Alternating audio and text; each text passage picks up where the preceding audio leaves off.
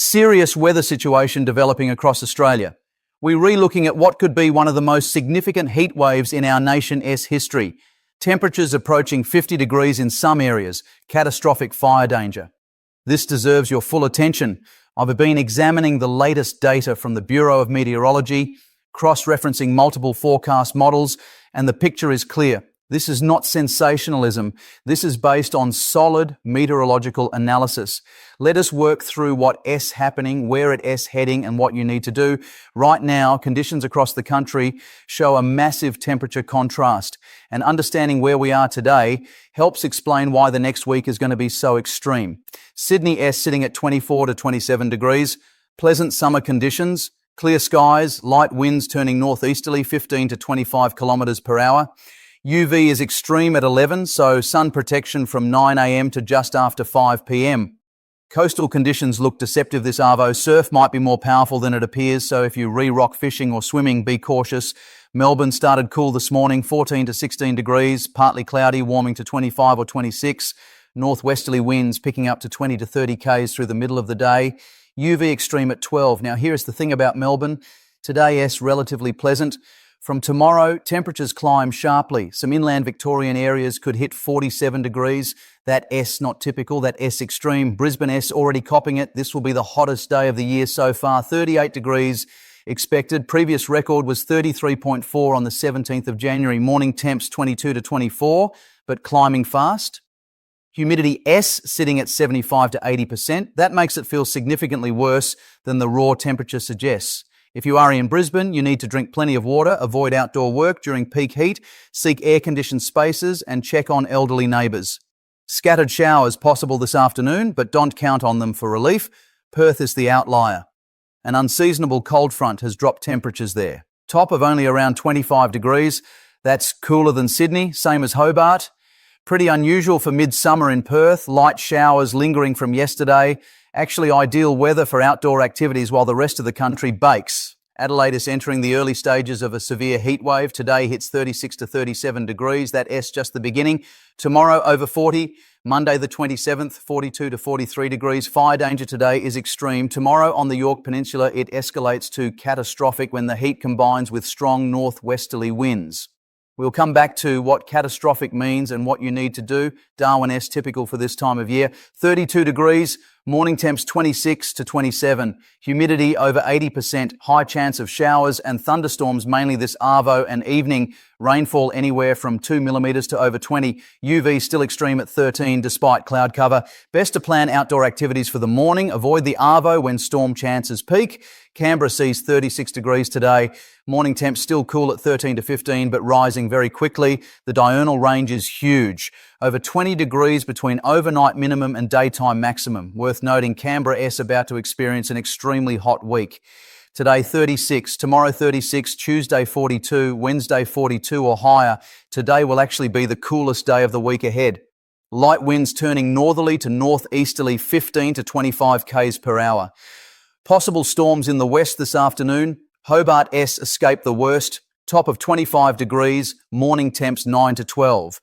Dry with very low chance of rain. Perfect conditions for bushwalking, coastal activities, whatever you fancy. However, the forecast for Tuesday shows temps possibly hitting 32. That would be the hottest day of summer so far for Tassie. Even Tasmania, one to be completely spared. So that's where we are today. Now let's look at the meteorological setup driving this heat wave, because understanding the mechanics helps explain why this is so serious.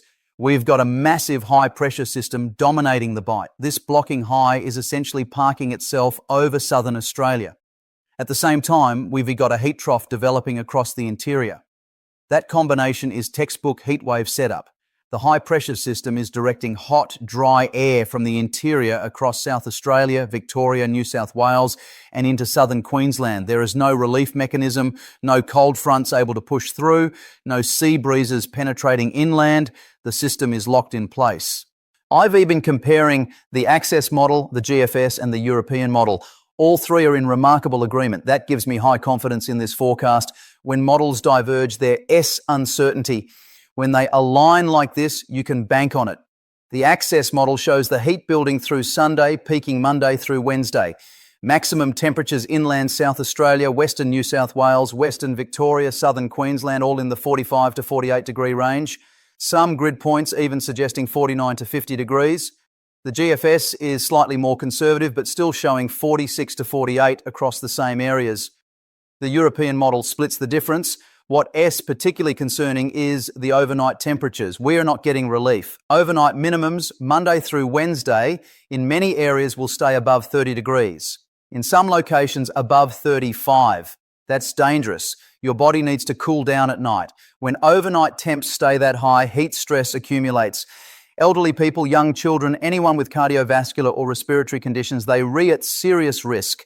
Let's talk about fire danger, because this is where the meteorology translates into immediate threat. The fire danger rating system in Australia goes from low through moderate, high, extreme to catastrophic. Catastrophic is the highest level. It means if a fire starts, it will be uncontrollable. Homes are not designed to withstand fires in catastrophic conditions. The only safe option is to leave early. Tomorrow, Saturday the 26th of January, catastrophic fire danger is forecast for the Yorke Peninsula in South Australia. Extreme fire danger widespread across South Australia and Western Victoria. Why catastrophic for Yorke Peninsula specifically? The combination of extreme heat, very low humidity and strong northwesterly winds. Wind speeds up to 60 kilometres per hour. That S not cyclone force, but at S more than enough to drive an intense fire front. The Forest Fire Danger Index for Yorke Peninsula tomorrow is forecast to exceed 100. For context, anything above 50 is extreme, above 100 is catastrophic. Black Saturday in 2009 saw FFDI values above 150 in some areas. We not at that level, but we in the same category of risk. If you on the Yorke Peninsula, in the Adelaide Hills, in Western Victoria, in the Mallee, you need to have made your decision already. Stay and defend is not an option under catastrophic conditions. The official advice is clear. Leave. If you're in a high-risk area, leave tonight or early tomorrow morning. Don T, wait for the fire to start. By then, it's too late. For those in extreme fire danger areas, the calculus is slightly different.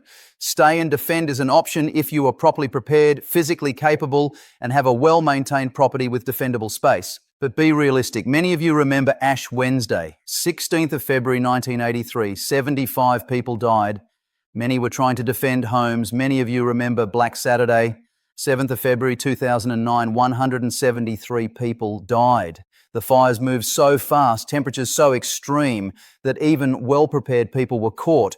I'm not trying to scare you. I am trying to give you the information you need to make the right decision for your family, your property, your life. This heatwave won to reach Black Saturday levels across the board, but in localised areas, conditions could approach that severity. Now let's break down the forecast day by day, region by region, so you know exactly what is coming your way. Sunday the 25th, today. We've already covered the capital cities. Across the interior, temperatures are already climbing. Broken Hill, 39 degrees. Mildura, 41. Griffith, 38. These are inland areas used to heat, but these are high numbers even for them. The heat is building. Monday the 26th, this is when it intensifies. Adelaide, 42 degrees. Melbourne, 38. But inland areas like Mildura, Swan Hill, Horsham, all 46 to 48. Canberra, 36. Sydney coastal areas still relatively moderate at 28 to 30, but Western Sydney and the Blue Mountains will be significantly hotter. Penrith, Richmond, areas like that could see 42 degrees. Brisbane, 39 with high humidity. Perth stays moderate at 26 due to that cold front. Darwin, 32, typical wet season conditions. Hobart, 28, warming but still manageable. Tuesday the 27th, peak heat day for many areas. Adelaide, 43 to 44 degrees. That's approaching the city's record. The all-time record for Adelaide is 46.1 degrees on the 4th of January 1910. We might not break it, but we will be close. Inland South Australia, areas like Ceduna, Port Augusta, Roxby Downs could see 48 to 49 degrees. Central and Western Victoria, 46 to 47. Western New South Wales, similar. Southern Queensland inland areas, Charleville, Roma, St George, 46 to 47. Sydney Western suburbs, 40 to 42. Canberra, 42 to 43. Brisbane, 40 with oppressive humidity. Even Hobart warms to 32, which is hot for Tasmania. Wednesday the 28th, the heat persists but starts to shift north slightly. South Australia still 41 to 42. Victoria, 38 to 42, depending on location. New South Wales interior, 43 to 45. Queensland turn to cop the worst. Inland Queensland, areas like Birdsville, Windora could approach 50 degrees, that S extreme even by outback standards. Brisbane 41, coastal areas no relief because the sea breeze is cut off by the wind direction. Thursday the 29th, a weak change starts to move through southern areas. Adelaide drops to 36, still hot but relief compared to the previous days.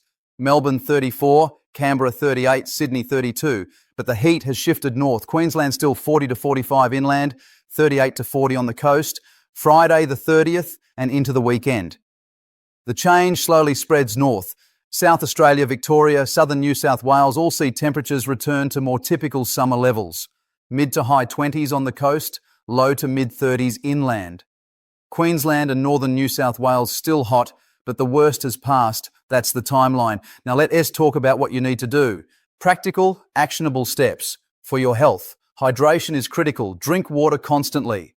Not just when you're thirsty. By the time you feel thirsty, you're already dehydrated. 2 to 3 litres per day minimum. More if you're working outdoors or physically active. Avoid alcohol. It dehydrates you. Coffee and tea, same issue. Water or electrolyte drinks if you're sweating heavily. Avoid strenuous activity during peak heat. That is 11 a.m. to 5 p.m. If you've got work that needs doing, do it early morning or late evening. Reschedule if you can. If you can take frequent breaks in the shade, drink water, watch for signs of heat stress, dizziness, nausea, headache, confusion. If you or anyone around you shows these signs, get to a cool place immediately, drink water, seek medical help if symptoms don't improve quickly, seek air-conditioned spaces. If you don't have air conditioning at home, go to shopping centres, libraries, community centres. Many councils open cooling centres during extreme heat. Check your local council website. Don't try to tough it out at home with just a fan. When temperatures exceed 40 degrees, fans can actually make things worse by circulating hot air. Never leave children or pets in cars. This should go without saying, but every year people make this mistake. A car in 40-degree heat can reach 60 to 70 degrees inside within minutes, even with windows cracked. It's deadly. Check on vulnerable people, elderly neighbours, people living alone, anyone with chronic health conditions. A quick phone call, a knock on the door. Make sure they've got water, they've got a plan to stay cool. They know to call 000 if they're in trouble. This is where community matters. We look after each other, wear appropriate clothing. Light colours reflect heat, dark colours absorb it. Loose-fitting clothing allows air circulation. Natural fibres like cotton breathe better than synthetics. Wide-brimmed hat if you are outside. Sunscreen, SPF 50+, reapply every 2 hours. For bushfire preparation, if you haven't updated your bushfire survival plan, do it today, right now. The plan needs to answer 3 questions. Will you stay and defend? Will you leave early? If you're leaving, where will you go? If you're staying, are you physically capable? Is your property prepared? Do you have the equipment? Clean up around your property. Clear dry leaves, branches, flammable rubbish. Check your gutters. Ember attack is how most homes ignite. An ember lands in dry leaves in your gutter, starts a small fire, spreads to the roof. Move firewood away from the house. Move gas bottles away from the house. Anything flammable, move it. Prepare an emergency kit, important documents in a waterproof bag, birth certificates, passports, insurance papers, medications, at least 3 days supply, water 3 litres per person per day, non-perishable food, torch, battery-powered radios, spare batteries, phone charger, preferably a portable power bank, change of clothes, wool blankets, they refire resistant cash because ATMs might not work if power is out. Know your escape routes, at least 2 ways out of your area, primary route and backup. If the fire is coming from the north and your primary route heads north, you re-trapped. You need alternatives. Drive the routes now. Make sure they re-clear. Make sure you know where they go. Have a full tank of fuel in your car at all times during fire season. Monitor warnings. Download your State S emergency app. Near Savoi's It S Fires Near Me.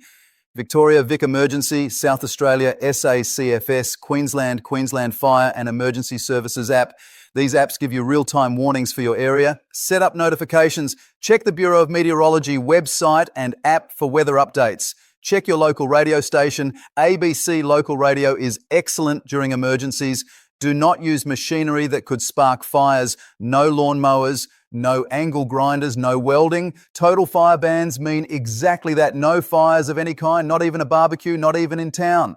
The fines are severe, but more importantly, one spark in these conditions can start a catastrophic fire. If you're in a high-risk area and the forecast is catastrophic, leave early. This is the official advice from every fire service in Australia. Leaving early means leaving the night before or early morning, not waiting until you see smoke. By then, roads are clogged, visibility is zero, radiant heat can kill you inside your car. Leaving early means you get out safely, you're not a burden on emergency services, you're not risking firefighters' lives to rescue you. I know some of you have defended properties before. I know some of you have been through fires and survived. But catastrophic is different. The fire behaviour under catastrophic conditions is unlike anything in lower categories. Fire fronts move at speeds that defy belief. Ember storms ignite spot fires kilometres ahead. Radiant heat is so intense it can ignite materials without flame contact.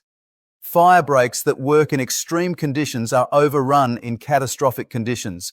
Your life is worth more than your house. Your family lives are worth more than your property. Insurance covers property. It doesn't bring people back. For those in areas not at fire risk, you still need to take the heat seriously. Heat kills more people in Australia than all other natural hazards combined. More than bushfires, more than floods, more than cyclones. It's just less dramatic, so it gets less attention. But physiologically, extreme heat is deadly, especially when it is prolonged. Your body maintains core temperature around 37 degrees. When external temperature exceeds that, your body has to work harder to cool down. Sweating is the primary mechanism, but sweating only works if the sweat can evaporate. In humid conditions, evaporation is impaired. That is why Brisbane at 38 with 80% humidity is more dangerous than Alice Springs at 45 with 20% humidity. When your body can cool itself adequately, core temperature rises. Heat exhaustion sets in. Symptoms are heavy sweating, weakness, dizziness, nausea, headache. If untreated, it progresses to heat stroke. That S, when core temperature exceeds 40 degrees, you stop sweating, skin becomes hot and dry. Confusion, seizures, unconsciousness. Heat stroke is a medical emergency. Survival depends on rapid cooling and medical intervention. Elderly people are at higher risk because their bodies don't regulate temperature as efficiently. Young children, same issue. People with cardiovascular disease, diabetes, respiratory conditions, all at higher risk. People on certain medications, particularly diuretics, blood pressure medications, antidepressants, these can impair heat regulation. If you are on medication, check with your doctor or pharmacist whether heat is a concern. People who work outdoors, construction workers, farmers, landscapers, you are at high risk. Your employers have a legal duty of care. They must provide shaded rest areas, cool drinking water, modify work schedules to avoid peak heat. If your employer isn't doing this, it is a work-safe issue. Your health is not negotiable. Athletes, people who exercise outdoors, this is not the week to push yourself. Reschedule your run, your bike ride, your football training. 1 week of reduced training won't hurt your fitness. Heat stroke can kill you or cause permanent organ damage. For livestock, cattle, sheep, horses all suffer in extreme heat. Make sure they have access to shade, trees, sheds, shade cloth, whatever you've got. Make sure they have plenty of water. Check water troughs multiple times a day. In 40-degree heat, animals can drink twice as much as normal. If troughs run dry, animals die quickly. If you've got poultry, they are particularly vulnerable. Chickens can sweat. They cool by panting, provide shade, provide water. Consider misting systems if you have them. Check on them frequently. Pets. Dogs and cats don't handle heat well. Keep them indoors if possible, in air conditioning or at least in the coolest part of the house. Make sure they have water, multiple bowls in case one gets knocked over. Don't walk dogs during the day. Footpaths and roads can reach 70 degrees. That is hot enough to burn their paws. Walk early morning or late evening. Gardens. If you are a gardener, this week is going to be tough. Water deeply in the morning or evening. Avoid watering during the day. Most of it evaporates before it reaches the roots. Apply mulch if you haven't already. It reduces evaporation, except that some plants might not make it. That's harsh, but your own health and safety takes priority over plants. Infrastructure considerations. Power grids will be under massive strain. Everyone running air conditioning simultaneously puts enormous load on the system. There is a real risk of blackouts. If you lose power, your air conditioning stops. In 40-degree heat, your house will become uninhabitable quickly. Have a plan. Where will you go? Relative S house, friend S place, cooling centre? If you rely on medical equipment that requires power, you need a backup plan. Contact your power company in advance. Register as a priority customer if you are not already. Have a battery backup if possible. Know where the nearest hospital is. Water supply can also be stressed. Demand spikes, pressure drops. In some areas, you might experience low water pressure or temporary outages. Fill bathtubs, buckets, whatever containers you have before the peak heat. Gives you reserve supply for drinking, flushing toilets, cooling down. Roads. Asphalt can melt in extreme heat. Not likely in cities, but on rural roads, particularly older bitumen, it can become soft and sticky. Tyres can sink in if you're re-driving in remote areas. Stick to main roads where possible. Carry extra water in your car, not just for drinking, but for the radiator if your car overheats. Breakdowns in the middle of nowhere in 40-degree heat are life-threatening. Public transport. Trains can experience delays because tracks can buckle in extreme heat. Rails expand if expansion joints aren't adequate. The track can warp. This forces trains to slow down or stop. If you're relying on trains, allow extra time, have a backup plan. One more thing on fire behaviour, because I want you to understand what catastrophic means in practical terms. Under catastrophic conditions, a fire can double in size every 5 to 10 minutes. A fire that S1 hectare can be 10 hectares 10 minutes later, 100 hectares 10 minutes after that. The rate of spread is exponential. This is why you can wait and see. By the time you see the fire, it's too late to leave safely. Embers can travel up to 40 kilometres ahead of the main fire front. That means you can be 40 kilometres from the fire, think you're safe, and suddenly spot fires are igniting all around you. Those spot fires grow, join together, and now you are surrounded. Radiant heat from a fire front can exceed 1200 degrees Celsius. At that temperature, radiant heat alone, without flame contact, can ignite wood, fabric, plastic. It can crack windows, ignite curtains inside your house, kill you if you were caught in the open. Fire creates its own weather. The heat generates updrafts, creates pyrocumulonimbus clouds, generates lightning which starts more fires. Winds swirl unpredictably. A fire moving north can suddenly change direction and sweep east or west. Predicting fire behaviour under catastrophic conditions is nearly impossible. That SY firefighters can guarantee to save your house. That's why the advice is leave early, right? Let's talk about the broader climatological context, because some of you are wondering, is this climate change? Australia has always had hot summers. We've always had bushfires. Cyclone Tracy was 1974, Ash Wednesday was 1983, Black Saturday was 2009. Extreme weather is not new. However, the frequency and intensity of extreme heat events has increased. The data is clear. The Bureau of Meteorology records show that heat waves in Australia have become longer, hotter and more frequent since the 1950s. The number of days over 40 degrees has increased. The number of nights where temperature doesn't drop below 30 degrees has increased. This particular heat wave is being driven by a specific meteorological pattern. The blocking high over the Bight, the heat trough inland, these are natural atmospheric features. But the background temperature is higher than it was 50 years ago. So when these patterns occur, the peak temperatures are more extreme. Is this the new normal? That's a loaded question. Climate projections suggest that what we now call extreme heat will become more common. Events that currently happen once every 20 years might happen once every 5 years. That doesn't mean every summer will be catastrophic. It means the bad ones will be worse and happen more often. For this week, the cause doesn't change the response. Whether you attribute this heat wave to climate change or natural variability, the heat is real, the fire danger is real, the health risks are real. You need to act accordingly. After this event passes, there will be time for analysis. Comparing this heat wave to past events, examining the meteorological drivers, discussing longer-term trends. For now, focus on getting through the next week safely. I know some of you are in rural areas, you've got livestock, crops, livelihoods depending on this land. The decision to evacuate is harder when you're leaving behind everything you've worked for. But here's the thing, you can rebuild, you can restock, you can bring yourself back from the dead, talk to your neighbours, coordinate. If multiple properties are threatened, work together, share resources, share information, help each other prepare. Rural communities are bloody good at this. You know how to pull together in a crisis. Do it now before the crisis hits. If you decide to stay and defend, make sure everyone in your household is on the same page. Don-T have some people wanting to stay and others wanting to leave. That causes hesitation at the critical moment, and hesitation kills. Make the decision together, commit to it, prepare accordingly. If you're leaving, tell someone where you're going. Relative, friend, local police. If the worst happens and you don't arrive, someone knows to look for you.